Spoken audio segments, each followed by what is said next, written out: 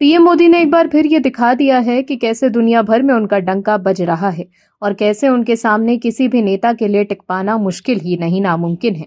PM Modi द्वारा देश की कमान संभालने के बाद भारत तेजी से आगे बढ़ रहा है।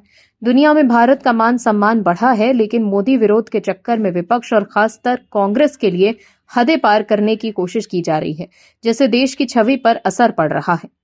दिल्ली में हुए एआई समिट में कांग्रेस ने जो किया वो देखकर देश हैरान रह गया। वहीं यूथ कांग्रेस के नेताओं पर हुई कार्रवाई को राहुल गांधी ने तानाशाही बताया है। राहुल गांधी ने कहा है कि शांतिपूर्ण विरोध अपराध नहीं, लोकतंत्र की आत्मा है। साथ ही सवाल पूछने से लोकतंत्र मजबूत होता है।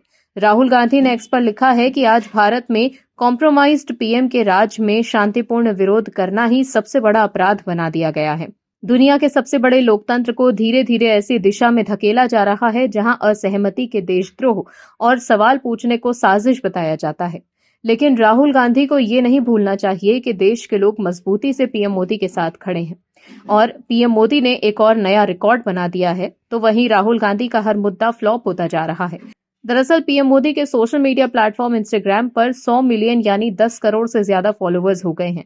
वहीं US president Donald Trump 43.2 million यानी कि 4.3 करोड़ फॉलोअर्स के साथ दूसरे नंबर पर हैं। तो वहीं राहुल गांधी जो पीएम मोदी पर तानाशाही का आरोप लगा रहे हैं, वो पीएम मोदी से काफी पीछे हैं। राहुल गांधी के इंस्टाग्राम पर लगभग 12.7 मिलियन फॉलोअर्स हैं। ऐसे में कांग्रेस के जो लोग राहुल गांधी को जननायक कहते हैं, उन्हें ये देखना चाहिए कि पीएम मोदी के कहां 100 मिलियन फॉलोअर्स हैं और राहुल गांधी के कहां 12.7 मिलियन। दोनों के बीच जमीन आसमान का फर्क है।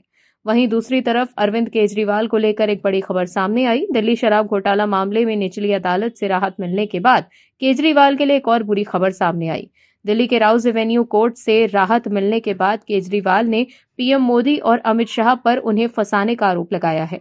लेकिन आप दर्शक मानते हैं कि केजरीवाल द्वारा पीएम मोदी पर लगाए गए आरोप गलत हैं, तो कमेंट में यस और वी सपोर्ट पीएम मोदी जरूर लिखिए, ताकि विपक्ष को साफ संदेश जाए कि देश के लोग पीएम के साथ खड़े हैं। इस खबर में आगे बताएंगे आपको सब कुछ डिटेल में, तो बने रहिए हमारे साथ अंत तक और देखते रहिए हमारी एक खास रिपोर्ट। साथ ही आप दर्शकों से विनम्र निवेदन है कि अगर अब तक आपने हमारे चैनल को सब्सक्राइब नहीं किया है तो अभी कर लीजिए। दर्शकों, केंद्रीय मंत्री किरण रिजिजू ने अरविंद केजरीवाल के बरी किए जाने संबंधी दिल्ली कोर्ट के आदेश पर टिप्पणी की है। उन्होंने कहा है कि निचली अदालत के फैसले में अगर कोई गलती रह जाती है तो उसको सुधार के लिए ऊपरी अदालत में मामले को लिए जाया जाता है। दिल्ली के कथित शराब घोटाले से जुड़े सीबीआई मामले में आम आदमी पार्टी मुखिया अरविंद केजरीवाल और पार्टी के नेता मनीष सिसोदिया के अलावा 21 आरोपियों को बरी किया गया है। हालांकि अदालत का ऑर्डर आते ही अब सीबीआई ने हाईकोर्ट का रुख किया है। वहीं दूसरी तरफ पूर्व केंद्रीय वित्त मंत्री और कांग्रेस नेता पी चिदम्बरम की मुश्किलें बढ़ गई हैं। प्रवर्तन निदेशालय यानी ईडी ने एयरसेल मैक्सिस डील और आईएनएक्स मीडिया प्राइवेट लिमिटेड से जुड़े कथित मनी लॉन्ड्रिंग मामले में पूर्व केंद्रीय मंत्री पी चिदम्बरम के खिलाफ अभियोजन स्वीकृति आदेश विशेष अदालत में पेश कर दिया है। यह आदेश नई दिल्ली के राउज एवेन्यू स्थित धन शोधन निवारण अधिनियम की विशेष अदालत के समक्ष दाखिल किया गया है। ईडी ने सोशल मीडिया साइट एक्स पर बताया कि सक्षम अधिकारी से प्राप्त अभियोजन स्वीकृति आदेश को अदालत में प्रस्तुत कर दिया गया है। एजेंसी के अनुसार ये स्वीकृति उस समय के केंद्रीय वित्त मंत्रालय के रूप में सार्वजनिक सेवक के तौर पर चिदम्बरम के खिलाफ मुकदमा चलाने के लिए आवश्यक थी। वहीं सुप्रीम कोर्ट ने वोटर लिस्ट संशोधन में देरी को लेकर पश्चिम बंगाल सरकार को कड़ी फटकार लगाई। सीजेआई सूर्यकांत ने ममता सरकार से कहा है कि रोज नए बहाने न बनाएं, चुनाव आयोग के साथ मिलकर काम करें। शीर्ष अदालत ने कहा है कि चुनाव आयोग नहीं तो कौन देगा ट्रेनिंग। दर्शकों, विपक्ष के लोग चुनाव आयोग के हर फैसले का विरोध करते हैं, लेकिन इस बार भी उन्हें सुप्रीम कोर्ट से तगड़ा झटका लगा है। दरअसल सुप्रीम कोर्ट ने पश्चिम बंगाल में एसआईआर प्रक्रिया में चुनाव आयोग की मदद के लिए जिला जजों की नियुक्ति के निर्देश दिए थे।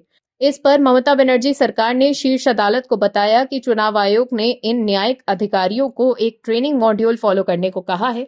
इसके जवाब में सुप्रीम कोर्ट ने कहा कि न्यायिक अधिकारियों पर संदेह मत करिए, वो किसी भी चीज से प्रभावित नहीं होंगे। वहीं एफआईआर दर्ज करने के बाद सीबीआई ने अनिल अंबानी के घर और आरकॉम के रजिस्टर्ड ऑफिस में छापेमारी की। एजेंसी के मुताबिक इस दौरान लोन ट्रांजैक्शन से जुड़े कई दस्तावेज बरामद किए गए। जांच अभी जारी है। ये कार्रवाई बैंक ऑफ बड़ौदा द्वारा 24 फरवरी को दी गई शिकायत के आधार पर की गई है। आम आदमी पार्टी के मुख्य अरविंद केजरीवाल और मनीष सिसोदिया समेत सभी 23 आरोपियों को दिल्ली की राउज एवेन्यू कोर्ट ने बरी कर दिया है। लेकिन अब इस मामले में एक बड़ा ट्विस्ट भी सामने आ गया है, जिसके बाद एक बार फिर से ये सवाल उठने लगे हैं कि क्या केजरीवाल की चिंता फिर से बढ़ गई है।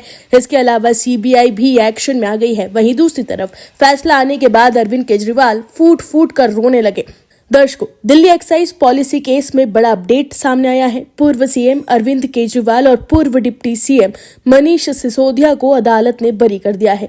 दोनों ही आम आदमी पार्टी नेताओं को सरकार रहने के दौरान जेल भी जाना पड़ा था। जिस समय ये मामला सामने आया था तो दिल्ली के पूर्व सीएम अरविंद केजरीवाल ने कहा था कि ऐसा कोई शराब घोटाला नहीं हुआ। उनकी सरकार की आबकारी नीति के खिलाफ मामला राजनीतिक प्रतिशोध और साजिश का नतीजा है। लेकिन अब राउज एवेन्यू कोर्ट ने अरविंद केजरीवाल, मनीष सिसोदिया समेत इस मामले में सभी आरोपियों को बरी कर दिया है। वहीं इस मामले में एक और बड़ा ट्विस्ट भी सामने आ गया।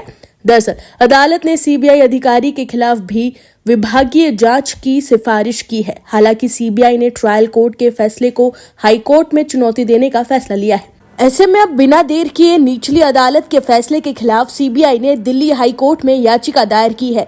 सेंट्रल एजेंसी ने ट्रायल कोर्ट के डिटेल्स ऑर्डर को चैलेंज करते हुए एक क्रिमिनल रिवीजन पिटीशन फाइल की है, जिसमें करप्शन केस में चार्ज फ्रेम करने से मना कर दिया गया था और कहा गया कि प्रोसिक्यूशन ट्रायल के लिए प्राइमा फेसी केस भी साबित करने में फेल रहा। सीबीआई का मानना है कि जांच के कई महत्वपूर्ण पहलुओं को या तो अनदेखा किया गया है या उचित तरीके से विचार नहीं किया गया। एजेंसी के एक स्पोक्सपर्सन ने कहा कि सीबीआई ने ट्रायल कोर्ट के फैसले के खिलाफ तुरंत हाई कोर्ट में अपील करने का फैसला किया है, क्योंकि जांच के कई पहलुओं को या तो नजरअंदाज कर दिया गया है या फिर उन पर ठीक से विचार नहीं किया गया। सीबीआई ने आम आदमी पार्टी को एक्साइज पॉलिसी से कथित गलत तरीके से कमाए गए फायदे को बेनिफिशियरी बताया था और इसके नेशनल कन्वीनर केजरीवाल को जिम्मेदार ठहराया था। हालांकि ईडी के उलट सीबीआई ने अपनी चार्जशीट में आप को आरोपी नहीं बनाया। गवाहों के बयानों का हवाला देते हुए सीबीआई ने आरोप लगाया कि केजरीवाल शुरू से ही पॉलिसी बनाने में मुख्य साजिश करने वालों में से थे और दिल्ली में शराब के व्यापार को प्राइवेट करने और नीलामी के जरिए शहर को रिटेल जोन में बांटने का पहले से सोचा हुआ विचार था। एजेंसी ने दावा किया कि शराब लाइसेंस के बदले तथाकथित साउथ ग्रुप से मिले कथित 100 करोड़ के घूस में से 4.45 करोड़ जून 2021 और जनवरी 2022 के बीच आपके चुनाव कैंपेन के लिए हवाला चैनल के जरिए गोवा में ट्रांसफर किए गए थे। ईडी ने अपनी चार्जशीट में भी ऐसे ही आरोप लगाए थे। लेकिन दिल्ली के राउज एवेन्यू कोर्ट का ये फैसला एजेंसी के लिए झटका है। लेकिन सीबीआई ने ट्रायल कोर्ट के फैसले के खिलाफ तुरंत हाई कोर्ट में अपील करने का फैसला किया है, जो कि केजरीवाल के लिए भी बड़ा झटका है, क्योंकि सीबीआई के पास तथ्य है तो सीबीआई ने हाई कोर्ट जाने का फैसला लिया है। वहीं फिलहाल राउज एवेन्यू कोर्ट के फैसले को लेकर अरविंद केजरीवाल ने एक्स पर लिखा है कि आखिर में अधर्म और अन्याय हारता है और सच ही जीतता है, सत्यमेव जयते। वहीं शराब नीति मामले में बरी होने के बाद अरविंद केजरीवाल भावुक हो गए। उन्होंने कहा कि उनके खिलाफ पूरा मामला फर्जी था। अदालत से राहत मिलने के बाद उन्होंने इसे सच की जीत बताया और कहा कि उन्हें झूठे केस में फंसाया गया था। वहीं आम आदमी पार्टी के सांसद संजय सिंह ने एक्स पर लिखा है कि मोदी जी आप विनाश पुरुष है। एक शख्स जो शिक्षा, स्वास्थ्य, देश के विकास के लिए काम कर रहा था, उसको आपने साजिश रच कर बदनाम किया। आज अरविंद केजरीवाल और उनके परिवार के लिए एक भावुक पल है। इसके अलावा संजय सिंह और आम आदमी पार्टी के नेता पीएम मोदी पर तानाशाही का आरोप लगा रहे हैं। वहीं बीजेपी नेता सुधांशु त्रिवेदी ने प्रेस कॉन्फ्रेंस कर कहा है कि निचली अदालत ने सबूतों के अभाव में उन्हें बरी किया है। ये एक तकनीकी विषय है और ये भी सच है कि सैकड़ों मोबाइल फोन और सिम कार्ड नष्ट किए गए थे। सबूतों के नष्ट किए जाने के इस मुद्दे पर सीबीआई उचित कदम उठाएगी। अगर सारे आरोप पूरी तरह निराधार थे तो अदालत ने आरोप तय करने की अनुमति कैसे दी? तो देखा आपने कैसे निचली अदालत से राहत मिलने के बाद हाईकोर्ट जाने का फैसला लेकर सीबीआई ने बड़ा बम फोड़ दिया है। दर्शकों, तुष्टीकरण की राजनीति को हवा देने के चक्कर में राहुल गांधी ने उत्तराखंड के मोहम्मद दीपक से मुलाकात की। वहीं अब इस मुलाकात के दौरान की बातचीत का एक वीडियो एक्स पर शेयर कर राहुल गांधी ने लिखा है कि करोड़ों भारतीयों के दिलों में सद्भाव और मोहब्बत की विचारधारा है, मगर मन में भय भी है। दीपक ने उन सभी को अपने साहस से राह दिखाई है। लोग नफरत फैलाकर समाज को डराने की कोशिश करते हैं, वो दरअसल कायर होते हैं। उनसे कभी भी डरो मत। दीपक ने हमारे तिरंगा और संविधान की रक्षा की है, नफरत के सामने डट कर खड़ा हुआ, कमजोर की हिफाजत की, इससे बड़ी देशभक्ति नहीं होती। दर्शकों, राहुल गांधी तो दीपक से मिले हैं, लेकिन क्यों वो उन युवा महिलाओं से नहीं मिलते हैं जो लव जिहाद की शिकार हुई है। दर्शकों, लव जिहाद सिर्फ एक शब्द नहीं बल्कि एक लड़की की जिंदगी के जहन्नुम बनने का नाम है, लेकिन फिर भी लव जिहाद पर राहुल गांधी एक शब्द भी नहीं बोलते हैं। वहीं राहुल गांधी को अपनी पार्टी के वरिष्ठ नेताओं से भी मिलने के लिए समय नहीं है। पार्टी के कई नेता ये आरोप लगाकर इस्तीफा दे चुके हैं कि राहुल गांधी ने उन्हें मिलने का समय नहीं दिया। इसमें शकील अहमद और भूपेन कुमार बोरा शामिल हैं, जिन्होंने हाल ही में कांग्रेस से इस्तीफा दिया था। भूपेन बोरा ने दावा किया था कि पिछले 7 महीने से वो गांधी परिवार के सदस्यों से मिलने के लिए समय मांग रहे थे, लेकिन उन्होंने मिलने का समय नहीं दिया। कांग्रेस छोड़ने के बाद भूपेन बोरा ने कहा कि उन्होंने पार्टी के लिए 32 साल काम किया। उनके पारिवारिक संबंध भी कांग्रेस के साथ गहरे रहे, लेकिन वर्तमान में असम कांग्रेस की स्थिति बहुत ही चिंताजनक है। ऐसे में आप दर्शक समझ सकते हैं कि कैसे राहुल गांधी के पास अपने नेताओं को एकजुट रखने के लिए और उनसे मिलने के लिए समय नहीं है, लेकिन मोहम्मद दीपक से मिलने के लिए उनके पास समय है, क्योंकि इस मुद्दे पर उन्हें राजनीतिक रोटियां सेकना है। वहीं राहुल गांधी द्वारा पीएम मोदी को कंप्रोमाइज्ड कहने पर बीजेपी ने तगड़ा पलटवार किया है। बीजेपी के राष्ट्रीय प्रवक्ता नितिन नवीन ने कांग्रेस पर जमकर हमला बोला। उन्होंने नेहरू और गांधी परिवार की कंप्रोमाइज्ड वाली कहानी सुनाई। नितिन नवीन ने कहा कि इतिहास गवाह है कि नेहरू जी का कार्यकाल कैसे CIA और अन्य विदेशी एजेंसियों के लिए खुली किताब की तरह था। नितिन नवीन ने कहा कि 1954 में नेहरू ने किस प्रकार से बिना किसी रिवार्ड के तिब्बत में भारत के अधिकार को चीन को सौंप दिया, यह हम जानते हैं। पंचशील की आड़ में किस प्रकार अक्साई चीन का कब्जा मान लिया गया। यूनाइटेड नेशन सिक्योरिटी काउंसिल में किस प्रकार से पत्र लिखकर चीन को स्थायी सदस्यता देने की वकालत की गई, वो भी हमने देखा है।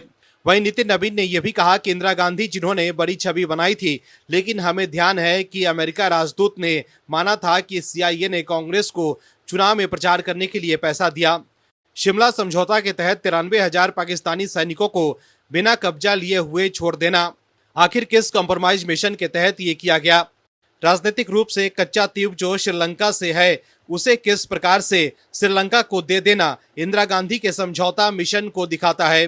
बीजेपी अध्यक्ष नितिन नवीन ने यह भी कहा कि हम लोगों ने देखा है कि कैसे भोपाल गैस कांड में हजारों भारतीयों के हत्यारे वारेन एंडरसन राजकीय विमान से सुरक्षित देश से बाहर किया गया। सोनिया गांधी ने अपने पूरे राजनीतिक कार्यकाल में यानी 2004 से 2014 के बीच नेशनल एडवाइजरी काउंसिल के माध्यम से सुपर प्रधानमंत्री बनकर समानांतर सरकार और कैबिनेट का संचालन किया गया। राजीव गांधी फाउंडेशन को चीन की सरकार और जॉर्ज सोरस से फंडिंग करवाना, निश्चित रूप से ये उनके कॉम्प्रोमाइज्ड मिशन की झलक को दिखाता है। बीजेपी प्रवक्ता सुधांशु त्रिवेदी ने कहा है कि कांग्रेस खुद कॉम्प्रोमाइज्ड पार्टी है। त्रिवेदी ने दावा किया कि सार्वजनिक तौर पर ऐसे तथ्य मौजूद हैं जिससे पता चलता है कि जवाहरलाल नेहरू और इंदिरा गांधी के दौर में विदेश नीति से जुड़े समझौते कैसे होते थे। सुधांशु त्रिवेदी ने अपने सिलसिलेवार एक्स पोस्ट में कांग्रेस को घेरने की कोशिश की। उन्होंने कहा कि सार्वजनिक तौर पर उपलब्ध तथ्यों के आधार पर कहा जा सकता है कि नेहरू और इंदिरा गांधी के समय भारतीय विदेश नीति गुट निरपेक्ष थी, लेकिन देश पर बाहरी शक्तियों का प्रभाव था। लगता था कि बिका हुआ कठपुतली राज्य था। अमेरिकी खुफिया एजेंसी CIA और रूसी खुफिया एजेंसी KGB के पास फाइलें, पैसा और सांसदों तक पहुंच थी।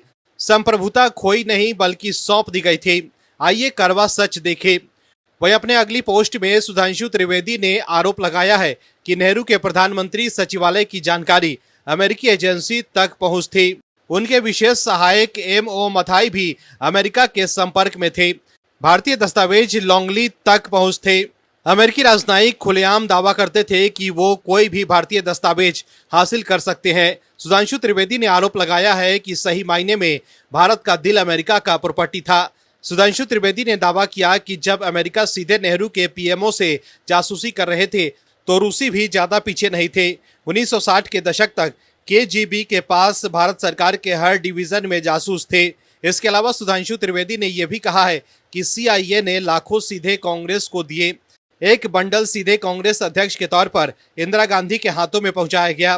प्रधानमंत्री खुद रिश्वत लेती थी, विदेशी रिश्वत के लिए देश को बेच रही थी। इंदिरा के समय CIA हर नीम के पेड़ के नीचे थी, क्योंकि उन्होंने उनका पैसा लिया और राजनीतिक फायदे के लिए उनके साथ कॉर्पोरेट किया। यहाँ तक कि ब्रिटिश राजनयिकों ने भी कहा कि CIA पर उनका इनकार बहुत कन्विंसिंग नहीं था। सुधांशु त्रिवेदी ने आरोप लगाया है कि इंदिरा गांधी और कांग्रेस ने CIA और KGB दोनों से पैसे लिए। कैश से भरे KGB के सूटकेस सीधे प्रधानमंत्री के घर पहुंच गए। उनके 40% कांग्रेस सांसद सोवियत से पैसा लेते थे। उन्होंने विरोधियों को कुचलने के लिए विदेशी सोने का इस्तेमाल किया। सरासर देशद्रोह। इसके अलावा सुधांशु त्रिवेदी ने यह भी दावा किया है कि 1976 में सोवियत ने रुपया रूबल रेट में बदलाव भी किया। इसका मतलब है कि भारतीय अर्थव्यवस्था को विदेशी जासूसों ने हथियार बना लिया। बीजेपी नेता ने कहा कि यह नेहरूवियन सोशलिज्म था, यह इंदिरा का इंडिया था, एक समझौता किया हुआ, धोखा खाया हुआ देश, कभी मत भूलना।